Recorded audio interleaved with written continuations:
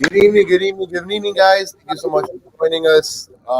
We don't really have a specific title for this Florida Panthers show. I just felt like, in general, the Florida Panthers, besides the Miami Heat, are probably the only positive thing going on in the city when it comes to sports.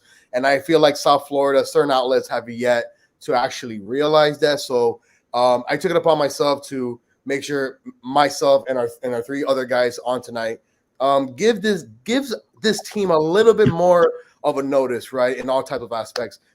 Joining us tonight, obviously, is our two main guys for 5 reasons. Alex Baumgart, who works really hard, tweeting, writing articles, and trying to stay out of the cold weather up north. And our man Shane underneath, who does an amazing stuff. Even I don't know what Shane really does besides FA football, things like that. And of course, our special guest from Locked On Panthers, Armando Velez. Thank you so much for joining us, guys. I basically wanted to gather all of us today, man, to kind of just realize what's going on with this Florida Panthers hockey club, man. I mean, it's not every year where you feel like this team can compete for the President's Trophy, but you kind of feel that, you know what, if things keep going the way they're going, listen, this team basically had its head coach bye-bye, right? And here comes Mr. Burnett. He's just made things even look more like, oh, okay, right? This is not just a Q thing. It goes from zero to the very top. But guys, what an impressive last two games at home. I don't care who you've played. Back-to-back games. I mean, first the annihilation of the Dallas Stars, right? I mean, last week in Dallas, yes, you lost in overtime 5-6, but still you were able to tie it up in the final seconds. And then the Columbus Blue Jackets, which I know most of their fans are like, how did we let Zito go? Oh, yeah, that's right. His beef with our coach Torts, demolished anything of that sort of nation. So, guys, here we are. The Florida Panthers now are embarking on a Western Coast road trip, starting off Tuesday in Calgary, then it ends up to Edmonton, and then it goes to Vancouver, and it finally ends, Alex, correct, in Seattle. It's I think it's Calgary, Edmonton. It might be Seattle, Vancouver, or Vancouver, Seattle. It's one of those two. So those are the four teams. Mm-hmm. It's Vancouver, Seattle. It's Calgary, Edmonton, Vancouver, Seattle, Winnipeg. Yeah, that's what. Winnipeg. Mm-hmm. Dude, I totally forgot about Winnipeg even being part of the hockey team, so of the hockey league. But all right, guys, so let's go right into it. Alex, say your first impression so far, and obviously, I want everybody on this panel to just give us, your 3-4 cents in, and what do you look for in this upcoming road trip? I know for me, and I think my best friend Bill Lindsay, he said this on the radio plenty of times. Panthers have now figured out a way to win at home on a consistent basis. It's the road now that we're now looking forward to seeing if this team can win on the road. Because if you're actually able to win on the road, oh man. I mean, this team has quite an opportunity to go, actually all the way. So, Alex, go ahead, my friend. You're up first. Well, first of all, I just want to add to your point. When I did the 5 things that could derail the Panthers article yesterday, that was one of the things that we were talking about, the road games. 5-4-5 on the road this season compared to 21-3 on home ice. No one's beaten the Panthers on home ice. Somehow the Seattle Kraken did. They have 10 wins this season. That happened. Hopefully they get their revenge game when they head over to Seattle in that, the new arena. But, 5 games. It's never easy to go to Western Canada or the West Coast United States. Those road trips are long, different time zones. Obviously, Western Canada, it's cold, very cold. So it's not sunny South Florida. But the Panthers are playing teams that aren't as good as them. Obviously, a lot of those teams in the Western Canadian area had a lot of games postponed over the last couple of weeks, where the Panthers had their postponements already. So you're playing 4 of those 5 teams are 3, 4, 5, and 7th place in that Pacific Division, all separated by 1 to 2 points. Seattle's the only outlier. They only have 10 wins. They're not as competitive as the other teams you're going to be playing. Now, as you said, they're not a great road team compared to at home where, 50 goals in the last 8 games. That's ridiculous. So this is going to be the biggest test, in my opinion, for the Panthers this season. Obviously, there was a test when their former coach resigned. Andrew Burnett kind of had his rough patches, but as of late, completely shut down the fort. 50 goals in 8 games. So my thing is just watch how the teams play on the road. Edmonton, three of the top 4 scorers in the league will be in those games: Draisaitl, McDavid, and Huberdeau. And as that comment says, hopefully they won't be postponed. There is a possibility one of those games might get postponed just because of how the COVID cases, along with the NHL, has been going around in Canada. So those are my points. Yeah. So guys, if you see the upcoming road, when I say the upcoming road, I mean the upcoming schedule. What we got 3, 6. So 6 out of the 8 games will happen on the road for the rest of the month. You know what I'm saying? And like still going out to Western Canada, I've always been that, I guess that positive hockey fan that when you always go out west, especially when you're an Eastern team, if there's a possible 8 to 10 points, you always want to get like at least half of that. I have never been the person you must go 8 for 8 or at least 7 out of 8. Listen, playing road games is never very easy. I mean, I've never done it, but I'm pretty sure for these guys now with having COVID on their minds, right? That's another thing that hasn't really happened, right? These guys are now going to head on the road. And if we look at it, right, I believe they travel tomorrow. So they'll be basically, guys, on the road for almost a week and 3 to 4 days. That's almost, right? Correct me if I'm wrong. I believe it might have been Shane. You said out of those 5 games, if you can go 3-1-1, so I believe that's 7 points out of the possible 10 that's successful. You're muted, Shane. Yeah, you're muted, Shane. I think I did it off 5, but I didn't realize it. See the Winnipeg game down there. Yeah, me neither. That's why I was like, Winnipeg. Oh, I totally forgot they played. I think, I think a really good I think we'd all feel great about 8, right? Give or take 8, 9. That's a loss. That's maybe like an overtime loss. You know what I mean? Like you said, those teams aren't that great. If you were going and playing if the road trip was you had the Avalanche and a couple other really good Western teams, you say, okay, let's just be on the net positive end in points. But you as hot as they are now, I mean, you got to expect a night where they come out and it's tough. Bob is playing a lot right now. I think they'll eventually catch up a little bit. And with the road woes with the Panthers, they've still been able to score on the road. It seems like there's that. It's the goaltending, right? That hasn't been, right? We know we don't have a dominating defense with our offense and our ability to attack. It's certainly good enough, right? They're reliable, but on the road, it seems like it takes that teeny bit step back, and then the goaltending takes that little bit step back. And their step back takes them into being kind of below average, right? So it's, I just think to like the Dallas overtime game a couple weeks ago, they blew the lead a few times in that game, and then they had to come back again.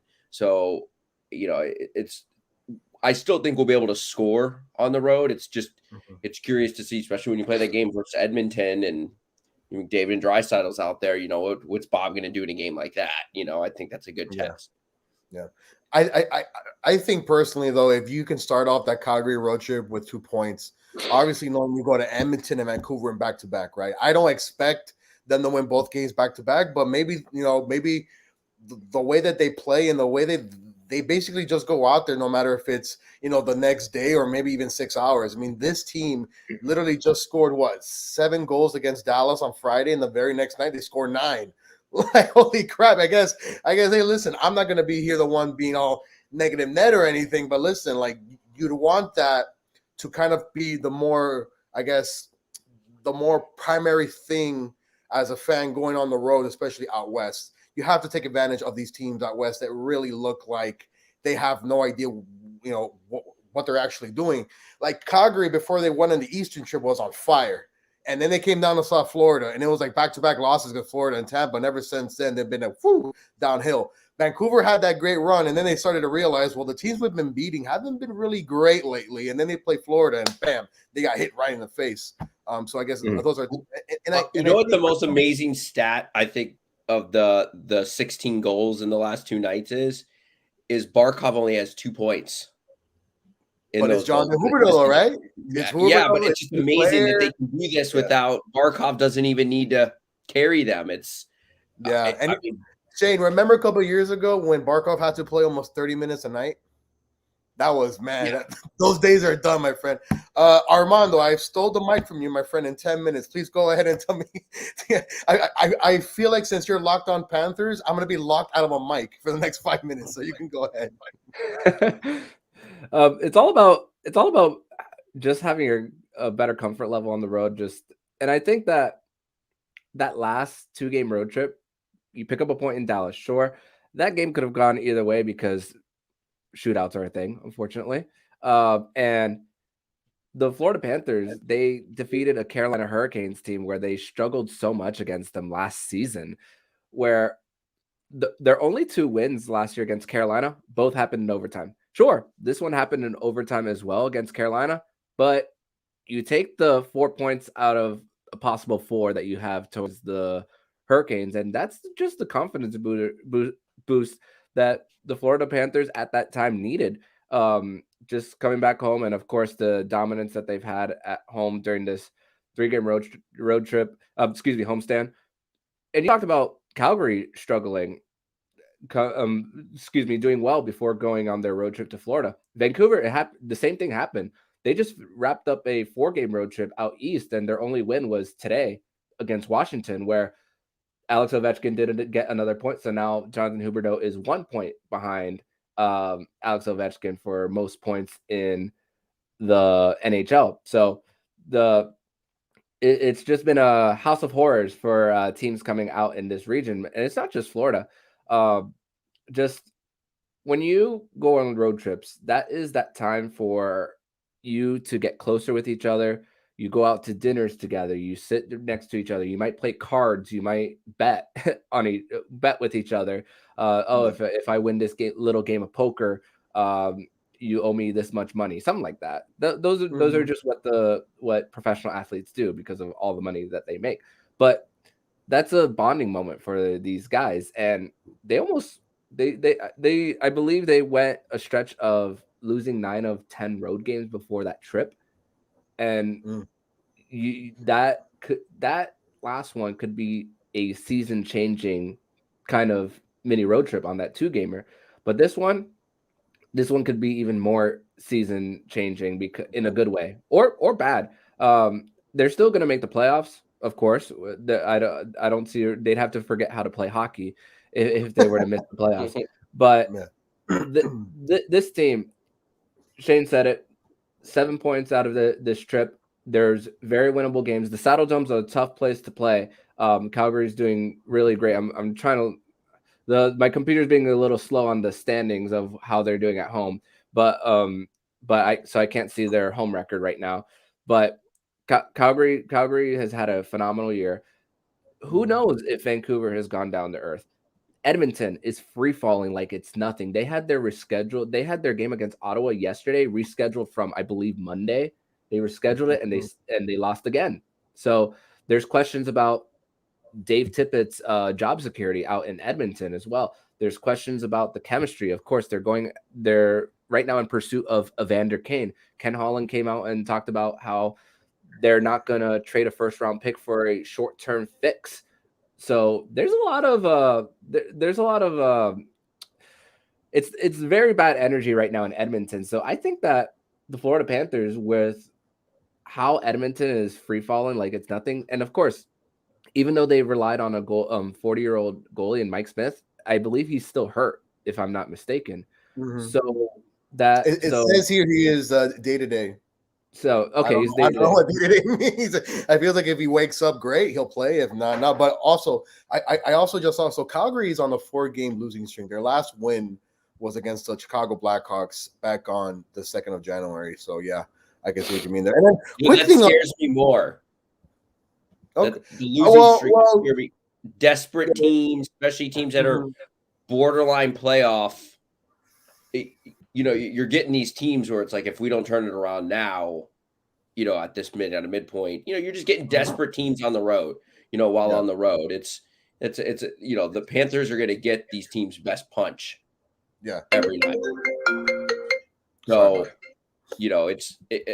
I'm fully, I'm expecting it. We talk about the road record. A lot of those games, like I said, was kind of just the defense and the goaltending taking a step back. I mean, they lost They have 4 overtime losses. We also want to talk about the road, and we talk about the President's Cup. It's so important because I believe the Panthers are in the bottom or top 3. They've played very few road games in comparative to the NHL. So yeah, 14 compared to 24 home games, I believe. So that's a big difference. Yeah. So I mean, that's one of those things that might even the points out a little bit as we kind of go through this season. But I think the fact that they know it in the back of their head and everyone's talking about it and it's early, we'll give them a chance to really dominate. I mean, and they're just hot right now. I mean, is there anyone hotter than Sam Bennett and Carter Verhaeghe? I mean, it's like they're and this is where I tell you, though, your little nervousness about Calgary might change. Bennett's returning to Calgary, new guy, new player. Those fans are thinking, damn, bro. Like, this is the type of player that we had, and we knew what he was when he was there. And then you put him around talent, and it's like, holy crap. And it's like, well, you know what I'm saying? And then so 3 trips to the penalty box for Bennett that night. No, I don't think so. I don't think it's that bad. But I think that Armando brought up something really key here, especially when you're playing a professional sport and you're going on the road trip. In the NFL, you don't have road trips unless you have back-to-back road games, but you always end up going back home and you practice at home and stuff like that. NBA, NHL, MLB, those teams, when they hit the road, they could be gone for weeks. And I think what Bill Lindsay always told us, the key to their Stanley Cup run was knowing that when they hit the road, yes, the mentality was always them against everybody. But when you hit the road, it's different, right? And I think he hit it. I think Armando hit it perfectly. You're waking up with the same guys. You're going to breakfast, same routine, going up to the practice rink, going back to the hotel room, going to meetings or whatever it is. You're doing it together as a group, and that creates more cohesiveness. That creates more bonding. And he's saying that helped them a lot during the road games on the playoffs.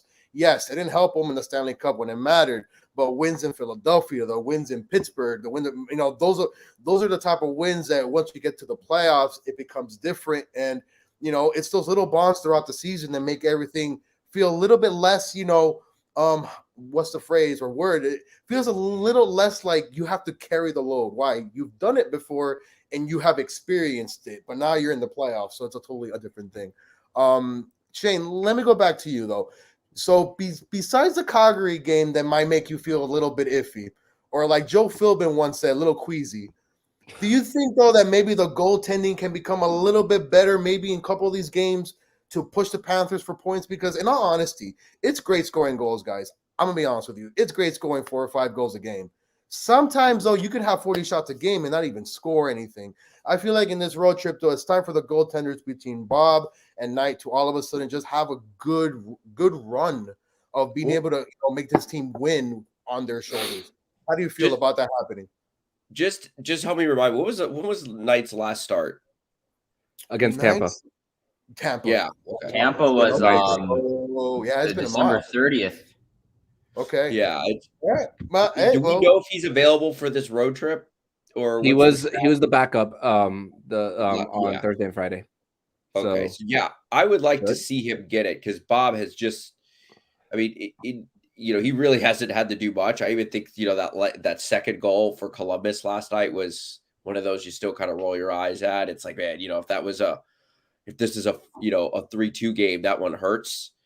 But yeah, I would like to see Knight start to just get out of his sophomore slump just a little bit because we're going to need him. I know Bob's playing better this year, but we're definitely going to need him as that backup and to play some games. It's really, I mean, in the playoffs now with some of the scheduling and the way makeup games might be, he's going to have to play a lot. I remember the beginning of the year, they were essentially rotating the two. So, I wonder how much they could go back to that if Bob struggles a little bit and just to, let Bob rest. You know what I mean? You want Knight to go out there and play, 25% of the games to kind of protect him. You say with the playoffs, I'm looking at the standings in the Atlantic Division is a truck, right? And you think even if we win it, we could end up with Boston in the first round. That's they're going to need goaltending to win that series. I mean, that's a veteran team right there who's been through it. And, you're not going to go out there and just truck roll him with 6 goals every night. Mm-hmm. I have a few home road splits for Bobrovsky. Okay, at home, 236 goals against average, 929 save percentage. On the road, hold on, 2.67 GAA, which is still decent. It's not bad. Still decent, Armando, but it's the type of goals, man, that happen, and it just makes you scratch your head, bro. Yeah, I agree. The Like, it's Dallas not like game was a pretty bad one. It's goals that go off the post and the rebounds right there. It's just sometimes it's like his awareness where he's at gets him in trouble. These little goals that creep up underneath his skate, or just one of those things that you just want his awareness at home, the way he plays, just to go a little bit of that on the road. So I'm sorry to yeah, for sure. Yeah, and don't forget stick handling. Stick handling was the reason that Dallas game went the way it did. Let's not forget that. True. Alex, so you mentioned that you're going to be writing more and things like that, but I know there's plenty of ideas in that nice head of yours. What is there anything else you would probably say that you want to see from this team heading into the All-Star break, which in all honesty, guys, it might not even be an All-Star break with all these games that were canceled in December, right? So it's funny how we expected, Barkov. The NHL will have that All-Star game. I'll tell you that. They'll have the All-Star game. They will, luckily for them. The Olympic break. Later, they're back to playing hockey again. They have the Olympic break immediately after. They're not going to the Olympics, so that's going to be where the makeup games are. After the February 1st game against the Rangers, the next scheduled Panthers game is the 24th against Columbus.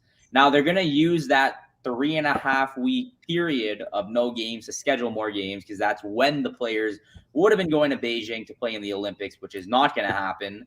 What I want to see, obviously, definitely, as we've talked about this entire episode, we want to see more consistency on the road, where at home you're scoring 5+ goals a night, or in the last couple of games, case 7 to 9. We need better goaltending on the road too, because no one wants a team to come into their barn and put up 9 goals against them. Now, obviously, the Panthers, you come into the FLA Live Arena, you're probably getting absolutely lit up. Looks like football scores nowadays. But on the road, it's definitely a very different place to play, as we talked about the entire season. I want to see this penalty kill continue. They've obviously gave up a goal last game, but they also scored a shorthanded goal. I think they've been a lot more dominant, both ends of special teams. The power plays look good. I know Armando tweeted about it. Can you just say that stat that you tweeted yesterday, Armando? All right. So in this last 9-game stretch of the Florida Panthers, since coming out of that COVID break, 8 for 27 on the power play, which is just under 30%. 23 of 27 on the PK, which is around 85%. And I said league averages will have them around 15 and 16 in both categories, but don't let that fool you. I'm going with what have you done for me lately with special teams for the Panthers. So and I just think about Huberdeau adding penalty killing to his arsenal too, and how just the more ways to prove his MVP case, adding that to his arsenal. And another guy in the penalty kill I just want to quickly talk about, who's looked electric. Obviously, Ryan Lombard looked really good. He's solidified a role. I love him. He's kind of like an old school hockey player playing in the modern game. But Anton Londell, he is 20 years old. He is quickly creeping up that Calder race. And he's playing on a stacked team, and he's a third-line center. He's not getting those, stat padding minutes that some of these other rookies might be getting when you're playing on teams that might not be making the playoffs. Anton Lundell, we were I know me and Armando have talked about this before the season started. He could possibly have jumped into this top 9. Well, he did. He could be a number 2 center on most of the teams in the NHL. He's 20 years old. And injuries. Kill, power play, even strength. He's the next one up. And injuries and COVID gave him a lot of opportunities to go on that second line for a little bit, which Anton Lundell, he's getting a little bit of experience in. And I also have an Anton Londell stat as well. Right now, Anton Lundell's on a 7-game home point streak and 1 game from tying the rookie record by Alexander Barkov back in 2013, 2014. Like, that's pretty great. Look at those stats. Sam Bennett, obviously 5 games less. 23 points is a lot in 34 games on this team for Anton Londell. I love his plus minus though. It's very rare that a young player has actually the double digits and positives when it comes to ratings, because that means that whoever he's with him on the ice, it's always positivity. It's not going back the other way. It's not giving up turnovers and things like that. So for a player that has 20, that's only 20 years old, like he's young, but he's playing like, man, like he already knows once he hits the ice, what's the next move, right? Like we always see in sports, the great ones know what's gonna, like they already know what they want to do before it even happens, right? So it's just one of those things that, and then of course when you have Barkov there, the way that he's just, I mean, Shane even mentioned it. Shane, he has only 2 points in the last 2 games, but there's other things. He hasn't had. Yes, he hasn't had to have that maximum efforts like we've seen him in years past, playing 30 minutes a game, having to be able to play 30 minutes, make sure he wins on faceoffs, making sure he does all these other things, but yet there's everybody else carrying that load. Man, the ability to now know that this young man is getting bait. I would think he's being coached by Barkov, not coached, but for him to see that, man, my fellow countryman, he's a captain, and I'm on this. I mean, team. they live together. Yeah, not anymore, but they did. Like, he sees what he does on a daily basis. You could tell they came up through the same system. They're just, their style of play is just like, it's like when some you watch somebody that comes up through like a certain college football or high school area. It's like, oh, they play a certain way, and they play the game a certain way, and it's really it's awesome just on how two-way it is. And you know, I also want to point out with Barkov not doing anything, who's starting to really play well now is Sam Reinhart on that line as well. Yeah. He's tons of opportunity. You know, it took him a little bit to get going with all the guys scoring around him. It's like, where do I kind of fit in here? And you're starting to see him. He's starting to be another guy that you could post in front of the net, tip it. He almost scored a couple times last night around the net. So it's just like, you know, yeah, Barkov, he could be, you know, a little bit more defensive. And it's great when it's like, hey, Verhaeghe, Duclair, just go down the ice. I don't need to skate. And, you know, so, you know that I've always joked, you know, the Panthers offense is struggling when it's Barkov having to take it up through 3 lines, get through the blue lines, fight, make a guy miss, make one pass, get the puck back. You know, he's not having to do that right now. But yeah, I mean, Verhaeghe is starting to creep up and play. Reinhart play really well, and he's just another scoring option for the Panthers. And think about how what the Panthers gave up to get him. You have Devin Levi, who had an incredible World Junior to increase his value, a 7th-round pick to increase it, a pick influenced by Roberto Luongo to get him, and this year's first-round pick. So they don't have a pick in either round 1 or 2 as well. So that's just something incredible that the work that Bill Zito has done to build this team for sure. I want to give an honorable mention as well to the defense as well, especially Uyghur and Lundell, who are tops of the NHL in takeaways, just right behind Alex Pietrangelo of the Vegas Golden Knights. He's the only one leading them. So you have 2 of the top players in the league in takeaways as a forward and a defenseman, and they're clogging up the neutral zone. They're clogging up the slot as well. So goalies are having sometimes an easier time thanks to what the Florida Panthers are doing based on takeaways and creating rushes at the other end. And we see it. The eye test says it. The amount of we sometimes lose count of the amount of odd man rushes. A little bit of a plug to David's show, Odd Man Rush. But the amount of odd man rushes that we've seen with this team so many times, and sometimes I lose count. You should have scored 4 more times last night. We want 10. Of course, Shea would say that. He's the only one that's never satisfied. If there's a damn breakaway, and if we don't score, Shane's the first one to tweet about it. Well, there goes a goal not happening. Like, come on, man. I want 10. We want 10. No, my point is just like they had so many opportunities last night. Uyghur had one at the end. Lundell had a hat trick go off the pipe. You know, it's like, I mean, you know, the we want 10 became a joke thing, and now you're sitting here saying to yourself, going, Wow. They can do Say no it, joke. right? Like, By the way, the crowd that has been showing up, guys, we appreciate that. We need more of it, though. Be consistent. Don't just come when the team's great, man. Like this team is giving us something that never in its franchise we've ever seen, and it's something that it has to be. Come on, we need you. Okay, this is last year it wasn't at full capacity for the Tampa round or whatnot. We're gonna need you this season, man. This upcoming spring and whatnot, like we're gonna need every single seat please filled up because man, the atmosphere that's there, it's Kodak moments every night. You know what I mean? I mean, they've gotten a lot of good PR. I mean, like Alex said, nationally, the 16 goals last 2 nights. I mean, people have to be talking about it. And I think the calendar changes, and let's just be real. Football season ends, and people start saying, "Okay, what can we do?" I think this spring, people are really going to start to head. Also, get to your seats early. Not to take away anything from our basketball team down south. I don't want to take anything away from them, but they've won championships. They've been run well for a long time, man.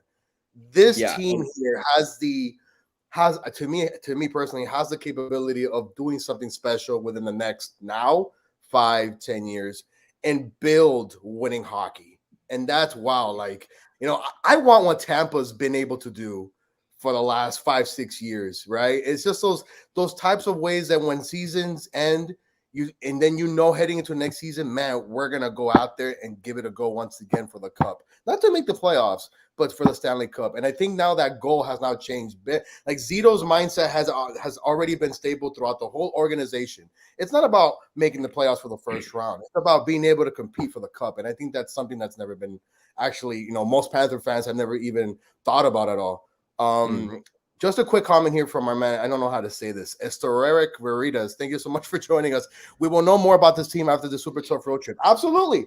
I think, with what Armando said, and then Shane's worrisome, and then Alex's points. Going out west is never easy, especially for an Eastern team. Again, I'm not saying Calgary is going to be an easy win. I still convince myself that they're going to win that game no matter what ends up happening. I think Sam Bennett's not going to let that one slide and be like, okay, guys, let's lay down. No.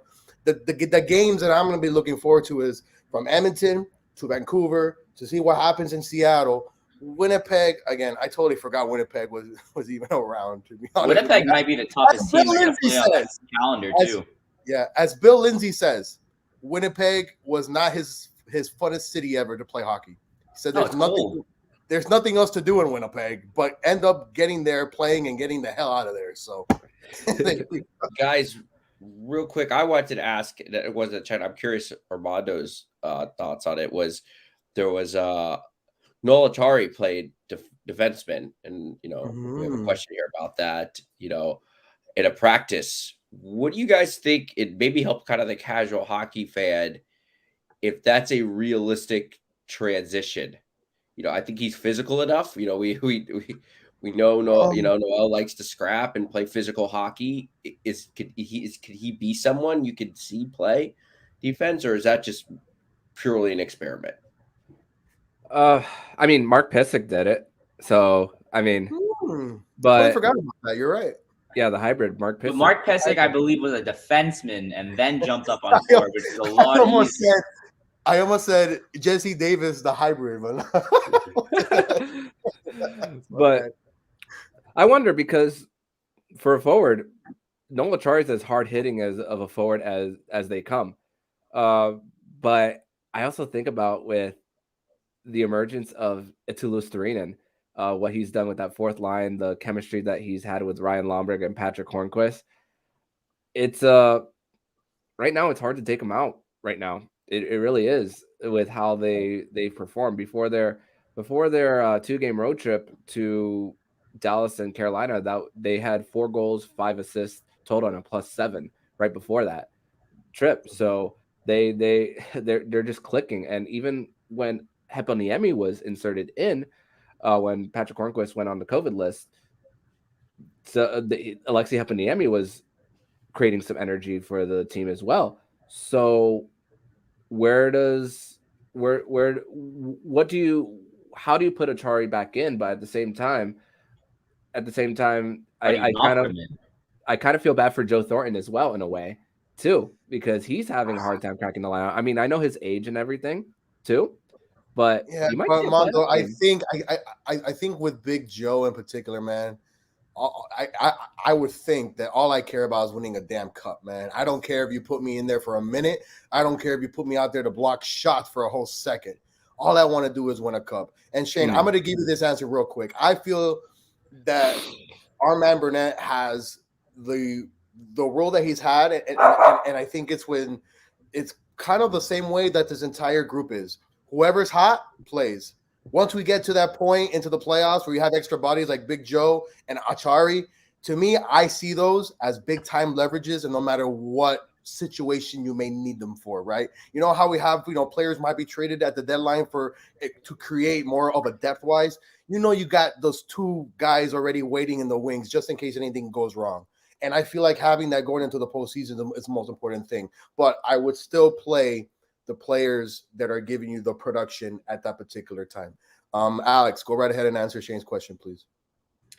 Yeah, so in terms of just Nolachari taking rushes with the defense, I think those are just line rushes because when you have a full four-line healthy forward unit and Achari is not going to go in, instead of making him take runs as a 13th forward, make him go as the 8th defenseman because then that defenseman has a partner and you're not double upping on the line shifts. That happened a lot when I played hockey. If you had an extra body, you might take line rushes with the defenseman instead of having – because, defensemen have less lines too. In a drill, 4 forward lines, 3 defenseman lines, and then the extra, you can just let them jump in. It's not out of the it's not a crazy suggestion to put him on defense if you need to, but this team has enough guys on the taxi squad or in the AHL where you can pull one up. And as our friend Esterick said about bringing a demon at the deadline, I'm not sure chemistry is a big factor, or I'm not so sure chemistry is a big factor. I think they're going to make a move. I truly do. I do like how Ulevi's been playing, but also we see that very often. A guy like Nudavara, he's been injured. I think he only played 1 game this year. He looked good over certain stretches towards the end of last season. But I think if the price is right, a top 4, top 5 defenseman could be on his way here. Obviously, we all secretly want Jacob Chikrin, but that's going to be a very hefty price. But there's other guys available. There was quite a few scouts at the game against Dallas, including Arizona scout, Montreal scout, could be a Ben Sherratt. I honestly think, no source is telling me anything. I think they will make a move at the deadline for a defenseman. Wow. Okay. Listen, whatever Zito ends up doing, man. Listen, I can't question it anymore. I think none of us can. Maybe only Shane. Whoa, no. Everybody. I think he's starting to reach, like with every move, every button he's touched has been good so far. I mean, I don't want to say Pat Riley status, but he doesn't have the hardware, but like, man, it just feels like, yeah, okay, whatever move you make, you just say, okay, I'm not even gonna argue this. I trust Zito, right? Like whatever picks, or if they trade one of our wingers like a Tippett or a Vetrano or certain guys like that, you just trust it, right? I'd be like, sure, okay, Zito does it, so this can't be wrong. No, for sure. All right, guys, as we wrap it up here, let me get your predictions for the road. There's about 5 road games or whatever. I just want to know the Canada side. All right, we're going to Calgary, Edmonton, and Vancouver, and Winnipeg. I got that right, Alex? Yeah. Winnipeg. And then Seattle for the Americans. But Seattle doesn't count. To me, that's in the U.S. I'm talking about Western. I'm talking about Canada. Okay, you know what? Screw it. God damn you. Let's go ahead and put Seattle in there. Okay, so that's 5 games. Possible points will be 10. Alex, where do you see this team getting points here and stuff? I say 8. I think they lose to Winnipeg. Okay. Armando? I say 6 or 7. They win 3 of them, get 1 OTL, and then probably an outright loss. Of that group of goalies, Winnipeg has the best goalie situation with Connor Hellebuck. So I'm going to say the last one of the road trip will be the regulation loss. Gotcha. Shane? Out of the 6 games, I think 5. 8 points. Cinco. Or the 5? 5. 7. Yeah. 7? It's not bad. And you know what? I asked myself this question before the show. I said, man, if you guys can even get, well, I said 5, but the way this team is playing has to be 6 or 7. Like, I don't want to lay like I like the barcode so low. It's like, no, 6 or 7 is actually really, really good. And then obviously after that game in Winnipeg, I just looked at the schedule again. You go on the road to New York for one game, and then it's the break. But we'll know that most of the games that have been rescheduled in December, you'll be playing them in February. So we still have to wait to see how that schedule is. Guys, there's 4 of them. There's 4 of them. Oh, 4 games. rescheduled games. I swear, if this damn league puts back-to-back, you got about 3 weeks you can spread these out. Don't put back-to-backs. Oh, don't give me this, man. You got 3 full weeks to spread it out. Like, what the hell? How many games does the Panther need to make up?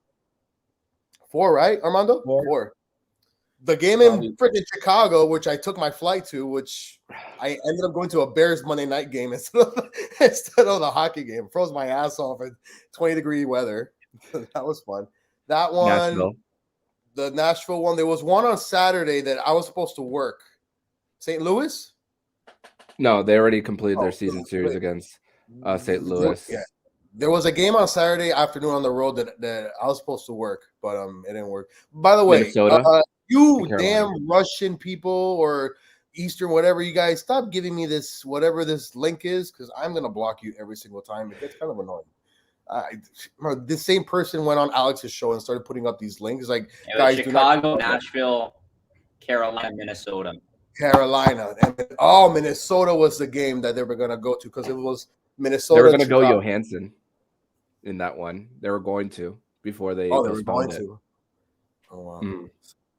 Because Spencer Knight got sent down, and Bobrovsky was apparently rumored to be on the COVID list. Mm-hmm. So, yeah. So, all right, guys. So that will do it. I say let's try to keep these up. I know Shane and Alex, we talked about doing a post game for one of these games. You guys let me know. Obviously, Armando, you do your stuff for Locked On. I will send out the invitation whenever you're able to come on. That'll be great. But I think doing a post somewhere in the middle of this road trip after we get a quiet feel on how it goes in Calgary will be great. Panther fans, we're going to continue to do things like this. Tomorrow, we do have our new Panther show with our main man for Channel 10, David Dwork, the Odd Man Rush. Tomorrow, we have our man Alex Baumgart as a guest. I know he's trying to get somebody else. So be on the lookout for that. In the Box, probably do it. Maybe we'll do an In the Box post-game edition. You know how the Heat guys do their clutch corner stuff, things like that. Maybe we'll do something along those lines to create the content. Because, guys, this team needs to be covered more, man. I don't call people out, but it's quite clear that this hockey team does not get enough representation from the people in that area unless you're 5 Reasons Sports, man. Because, listen, Alex and our other hard worker from 5 Reasons who cover the Panthers, Caitlin, they're not even from the area. And these 2 individuals have covered more hockey games than half of the media here. Ooh, did I say I'm in Orlando, so and look at that. Armando's not even from the area, and he's driving down 4 hours to cover this team, right? Shane, stop looking. The Cowboys are about to lose. It's the most greatest day. Listen, people know that I'm an Eagles fan. I wasn't expecting nothing out of today. But then, you know what? The world's great. Everything happens for a reason. All right, Panther fans, enough of that. Thank you so much for joining us. Be on the lookout tomorrow for the Odd Man Rush.